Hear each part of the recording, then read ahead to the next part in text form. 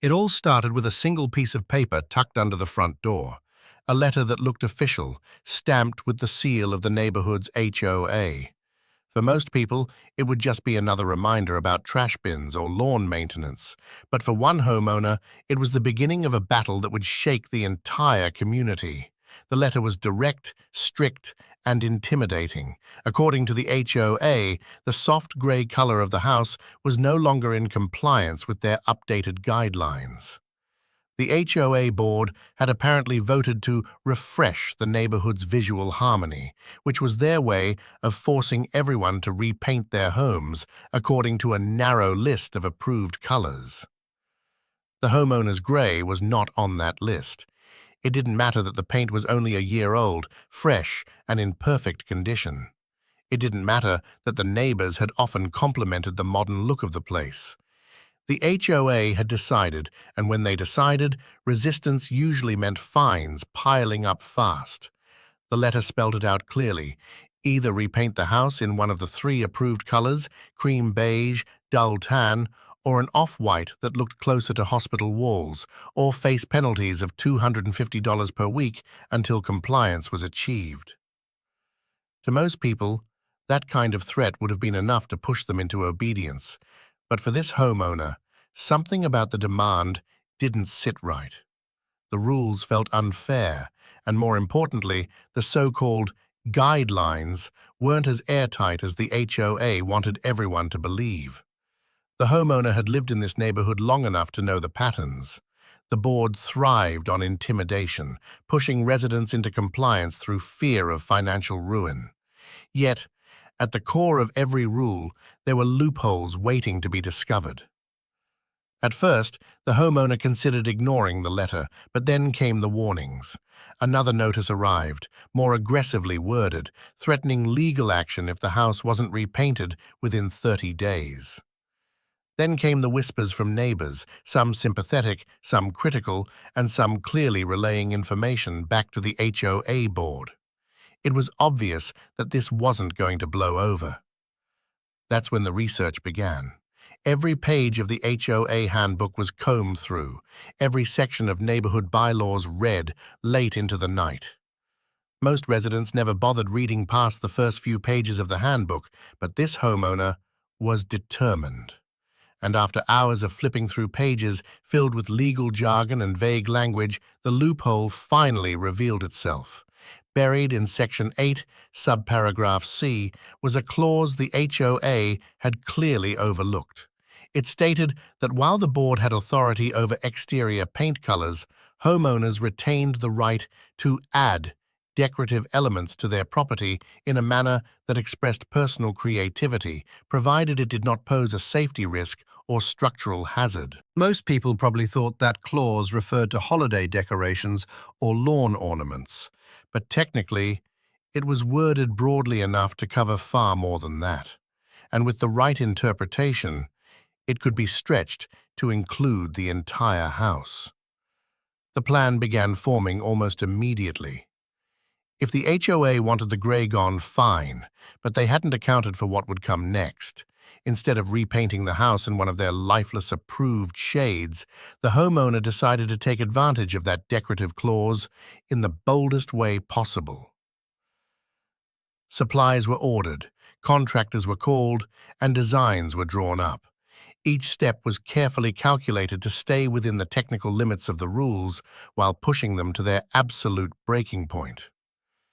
Neighbors watched curiously as scaffolding went up around the house, assuming the homeowner had finally caved in to the HOA's demands. Even the board members themselves seemed satisfied, believing their pressure had worked. But they were in for a surprise. Day by day, the transformation unfolded, where once there was a plain gray house, splashes of vibrant color began to emerge, not random graffiti or sloppy paint, but a carefully designed mural that wrapped around the home like a piece of modern art. Every brushstroke had intention, every color placement was deliberate. It wasn't just a house anymore, it was becoming a statement. By the end of the second week, the entire block was buzzing. Some neighbors loved it, stopping by just to watch the progress and marvel at the creativity. Others were horrified, whispering about how it clashed with the rest of the neighborhood's uniform look. And at the center of it all, the HOA board grew increasingly restless. The homeowner knew it was only a matter of time before they came storming back with more threats. But this time, things would be different. This time, there was a shield in place, hidden in the very rules they had written themselves. And when the board finally noticed the finished product, it would send shockwaves through every meeting and email chain for weeks to come. Because the house was no longer just a house. It was the most talked-about property in the entire neighborhood, and the HOA had absolutely no idea how to stop it. And so the stage was set.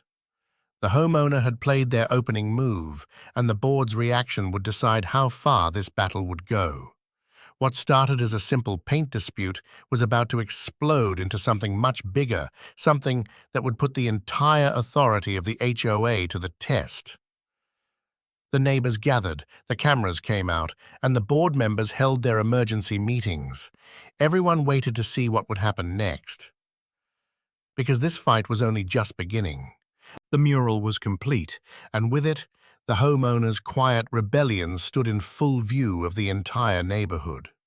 Vibrant swirls of color stretched across the walls, an artistic statement that transformed the once standard home into something out of a magazine.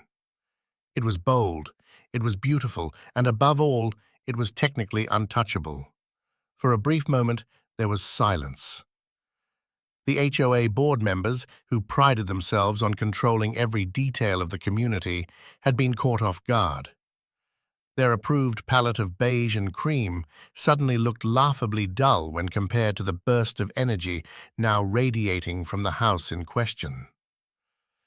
The homeowner had played their card, and now everyone waited for the HOA to respond.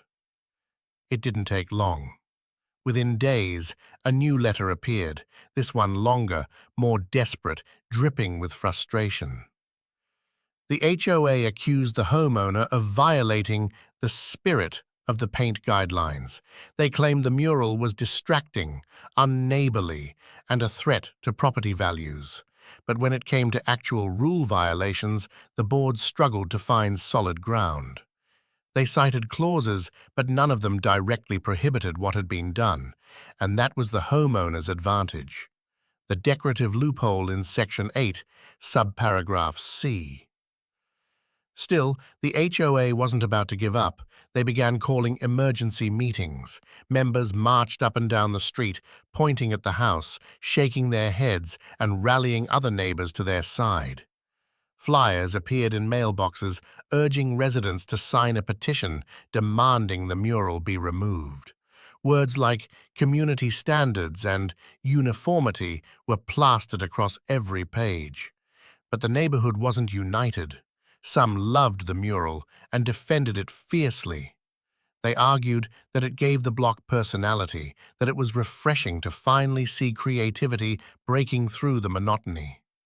Others, though, aligned themselves with the board, whispering that the homeowner had gone too far, that the HOA needed to make an example before others tried something similar. The street became divided, those who admired the bold stand and those who despised it. And at the center of it all, the homeowner remained calm, because while the HOA flailed, the homeowner had already prepared for every move. The board's next tactic was intimidation. They sent letters demanding fines, even though their legal footing was shaky. They threatened liens, foreclosure, and lawsuits. The letters grew harsher with every passing week, filled with words meant to frighten. Yet, behind the scenes, the homeowner had been documenting everything. Every letter, every meeting notice, every threat was carefully filed away. If this turned into a court battle, the homeowner wanted a record of just how far the HOA was willing to go. Soon, things escalated. The HOA tried to rewrite the rules themselves. They drafted an amendment to close the loophole, one that would give them absolute control over not just colors, but also decorative expressions. They hoped to pass it quickly, using the outrage of a few vocal neighbors as fuel. But passing new rules required a community-wide vote. And when the ballots went out, something unexpected happened. Many residents, even those who weren't particularly fond of the mural, voted against the amendment. They didn't like the idea of giving the board even more unchecked power. They had seen the lengths the HOA was willing to go, and suddenly the homeowners' fight didn't seem so selfish. It seemed like a stand for everyone. The amendment failed. Frustrated, the HOA board turned to public shaming. They spread rumors about the homeowner, suggesting financial irresponsibility, disrespect for the community, even hints of potential legal trouble. They hoped that gossip would pressure the homeowner into caving, but instead it backfired. The more the board tried to smear the homeowner, the more obvious their desperation became. Meanwhile, the mural itself began attracting attention from outside the neighborhood. Passers-by slowed their cars to look. People posted pictures on social media. A local art blogger even wrote an article about the most colorful house in the suburbs, praising it as a bold act of individuality in a sea of conformity. What the HOA had tried to suppress was now becoming famous, and that fame carried power. With every photo shared, with every article written, the homeowner's leverage grew. If the HOA wanted to force removal, they weren't just fighting one resident anymore. They were fighting public opinion. But the HOA board was relentless. They filed formal complaints, threatened arbitration, and even hired an attorney to send cease and desist letters. Yet each time, the homeowner responded the same way, pointing back to the handbook, to Section 8, subparagraph C. The loophole held strong. Behind closed doors, the board's frustration reached a breaking point. Meetings grew heated, with some members questioning whether this fight was worth the cost. Legal battles weren't cheap, and with the growing public attention, the risk of embarrassing defeat loomed larger every day.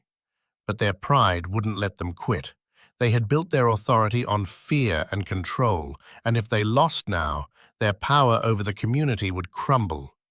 And so, they doubled down. They announced inspections, scrutinizing every inch of the homeowner's property. They cited minor issues: grass slightly too long, a misplaced trash bin, a small crack in the driveway. Each notice came with threats of fines, an obvious attempt to bury the homeowner in petty violations. But once again, the homeowner was ready. Every so-called violation was addressed immediately and documented with photos. The board couldn't catch a single thing out of place. And with every failed attempt, their credibility slipped further. The mural still stood, the homeowner hadn't backed down, and now whispers began circulating that the board itself might be in trouble. Some residents were growing tired of the constant drama, tired of their dues being wasted on a personal vendetta. A few even began talking about voting certain board members out entirely. The homeowner had started this battle simply wanting to keep their house the way they liked. But now, it was bigger. It was about standing up to an authority that had gone too far, about showing the entire neighborhood that fear wasn't the only option. As the weeks dragged on, it became clear. The HOA wasn't just fighting the mural anymore. They were fighting the very idea that a homeowner could win. And that, more than anything, terrified them. But the fight was far from over, because while the homeowner had secured small victories, the board was preparing one final move, a last, desperate attempt to regain control. And when it came, it would decide once and for all who truly held power in the neighborhood. The stage was set for the ultimate showdown.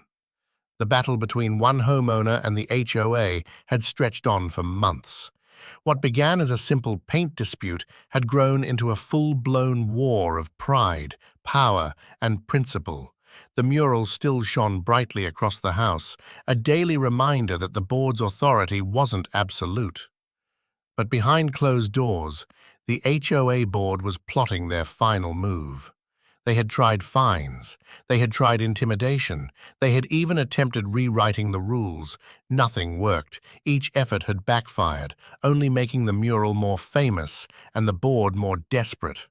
And so, in one last attempt to crush the rebellion, they decided to take the homeowner to court. Letters were mailed, filled with legal jargon and stamped with threats of hearings. The HOA claimed the mural violated the visual harmony of the neighborhood and reduced property values. They demanded its removal, plus thousands of dollars in legal fees. To them, this was the endgame. Surely the homeowner couldn't stand against a formal lawsuit. But the board had underestimated their opponent one final time. The homeowner didn't panic. Instead, they prepared. Every document had been saved, every notice catalogued, every word of the handbook studied, and with that preparation came the weapon that would end the fight, the ultimate loophole. The day of the hearing arrived.